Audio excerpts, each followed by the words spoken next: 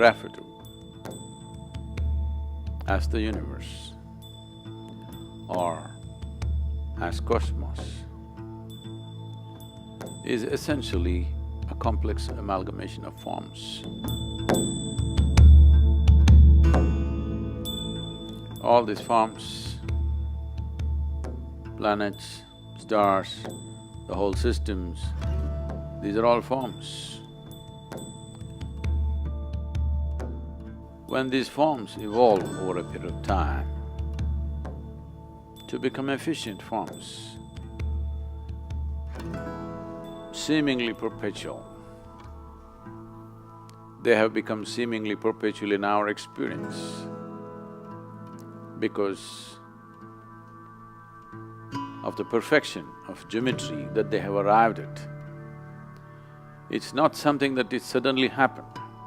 Each one of these forms have evolved over a period of time. Certain forms which evolved beyond a certain point. When I say a certain point, if a form evolves beyond what the human form is competent of doing, then we would refer to that as the divine form, because anything that is above our capability and competence becomes divine in our experience. So when we say divine forms, the misunderstanding in the monotheistic religions is that those who have many forms have lost their way. That is, they do not know what divinity is, they have invented too many images. These forms are not invented, they're derived. By observing the nature of the universe, identifying that certain forms are able to perform and exist in a reverberance which is beyond what is normally considered human, then all those forms we identified as divine forms, which are worthy of looking up to. Above all, these are forms we have to learn how to use, how to become accessible to these forms which are more competent forms than our own form. There are natural forms on this planet which can function in a higher intensity than the human form, or we can assemble forms, or we can create forms, a certain combination of forms which will function in a higher way than the way we are right now. In fact, the whole system of yoga is just about arranging or rearranging your own form. These 114 chakras, which are a certain energy forms by themselves, if we rearrange them in a certain way, the same human being who has just flesh and blood, living within the compulsive nature of that dimension of life, can suddenly be transformed into a higher possibility. It is those people who have transformed themselves or the geometry of their existence to a higher level, either by realization or by understanding or by sheer intensity of energy or emotion. They have transformed themselves into a higher geometric form so that their very presence exudes a completely different dimension of energy, a complete different possibility becomes available around those forms. Then we refer to those forms as divine forms. So in India, such people get referred to as Bhagwan, or there are so many other names which essentially means godlike or divine. The nature of the human body has come with a certain arrangement. There's a whole science which has become a very quasi kind of science these days because of the intuitive sciences have fallen on bad places because general integrity in the society has fallen. People start saying things guesswork is considered intuition. Otherwise, whenever a child is born, usually in India, they used to call a person who's intuitive, who'd come and observe the geometry of the child's body and would say, this is what is possible in this child's life. Not by looking at the stars, but simply looking at the geometry of the child's body, the energetic geometry of the child's body.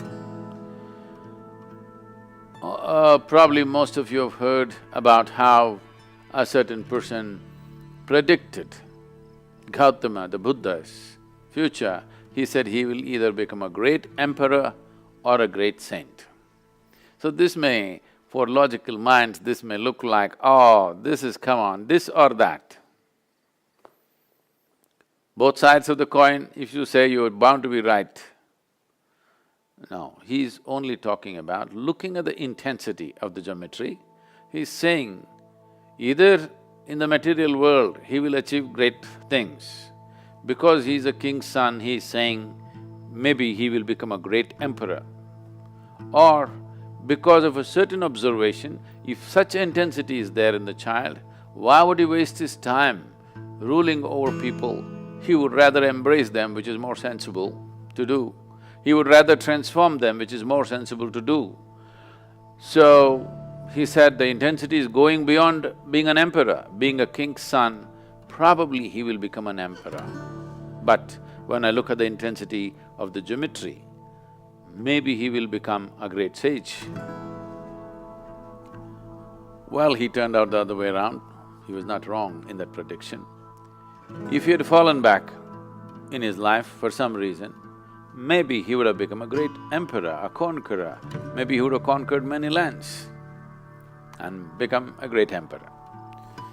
Great emperors did not happen without so much guile, violence and many things which most people wouldn't want to do in their lives.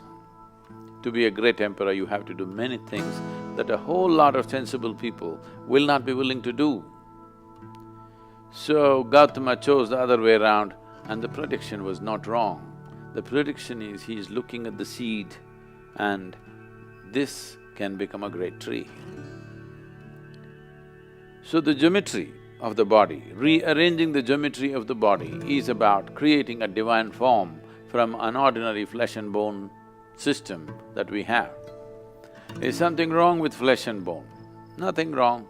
It comes with its limitations. It's a compulsive form. Is something wrong being compulsive? Nothing wrong. If you don't appreciate what it means to be free, nothing wrong being compulsive. Is something wrong being a creature on this planet? Nothing wrong. It is just that if you die without exploring the possibility of being something more, human life does not get fulfilled. Every life, from the smallest to the biggest, is aspiring to become a full-fledged life. Because the human being has come with this possibility which is quite limitless, because of that, people are trying to fix their ambitions and goals in their life. What is a seamless possibility? People are trying to fix it so that they will feel like achievers. If they pass an examination, they feel great. If they get a job, they feel great. If they earn $1 million, they feel great. Some nonsense like this. This is like among the lame people, you're a champion just because you have 2 legs. Human possibility has come with a seamless possibility.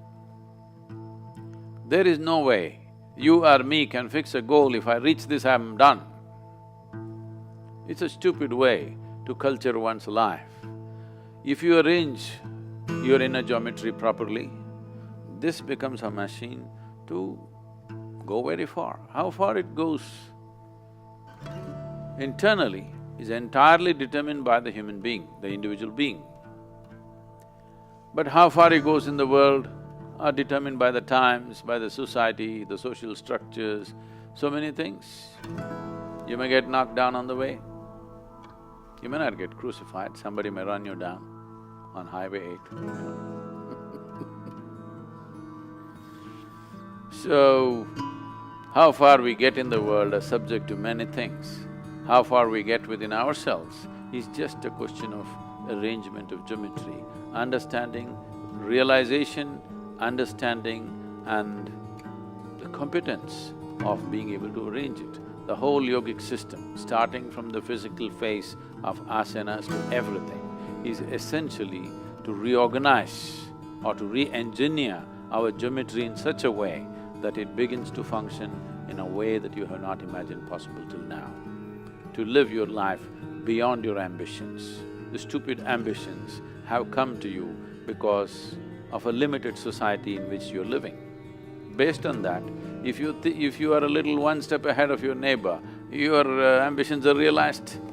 No, no, no, I'm not just thinking about this, I want to be the richest man in United States. It is still among the lame. Among the lame, you're a champion, that's all.